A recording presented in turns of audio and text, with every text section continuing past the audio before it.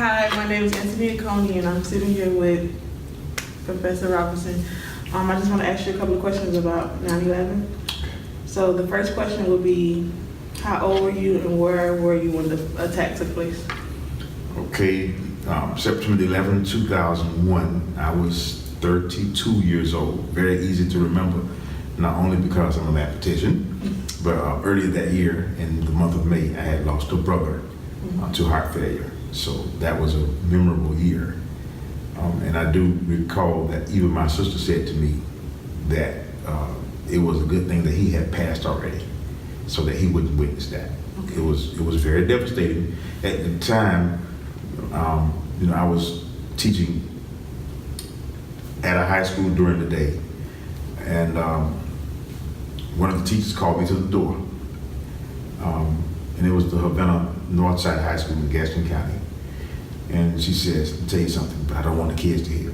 She said, "This plane crashed into the Pentagon," I think she said, Twin Towers, whatever the building was. Pentagon, maybe. And she said that to me, and I said, "Wow, really?" So I'm like, wow. So then you hear the murmuring in the hallway. Different teachers are getting the word to each other and trying to keep it from students. And then it just so happens that one student, I may be going into another question now, one teacher actually turned the TV on in the classroom. So students started hearing it. So the buzz is getting across campus. So I had to eventually turn my TV on.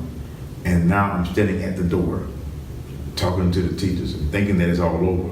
And one of the students said frantically, "Mr. Robinson, another plane just crashed." So they heard the update. We're trying to keep the news from them, and then they informed me that as of now, at that time, a second plane had crashed into the building. Right. So I remember that well. So do you support the additional security at the airport? I support it in the name of security.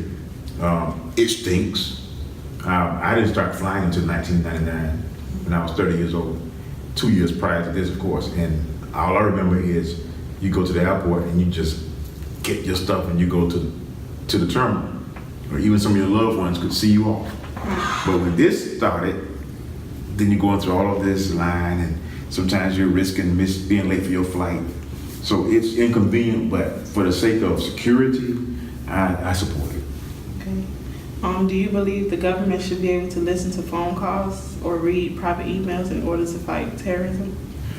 I agree with security, but with that, I disagree. I understand, but I disagree because whose privacy is being invaded?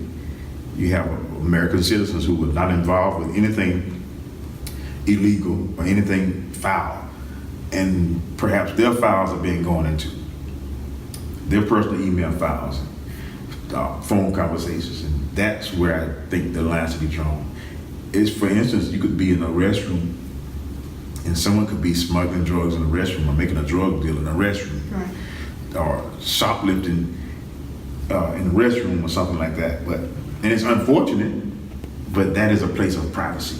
And I believe just as the restroom is a place of privacy, so our phone calls and emails. Okay, do you believe the nation is safer today as a result of the changes that took place?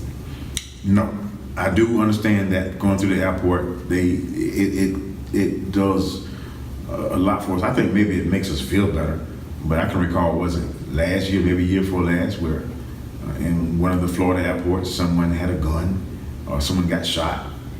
So you don't have to be necessarily the one who's catching a flight to be in a danger to people. We see it happening now at exercise studios, at homes, churches, even on school campuses. So danger is still here. Perhaps even more so is it on the rampage, because when people who are enemies to us see that we're trying to beef up security, somehow it seems to encourage them to try even harder to bring danger to us. So in a sense, I think it may be even more dangerous. So has it changed you at all since 9/11? Has it changed me in which way? Like when it comes down to going into airports or walking around safety? Oh no, I like I said, I appreciate what they're trying to do. I don't feel much safer, and I do fly quite a bit.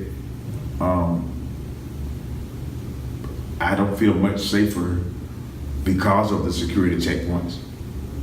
I feel good, again, just knowing that, as my mother used to say, we can't keep anything away from us. We can't keep harm off of us.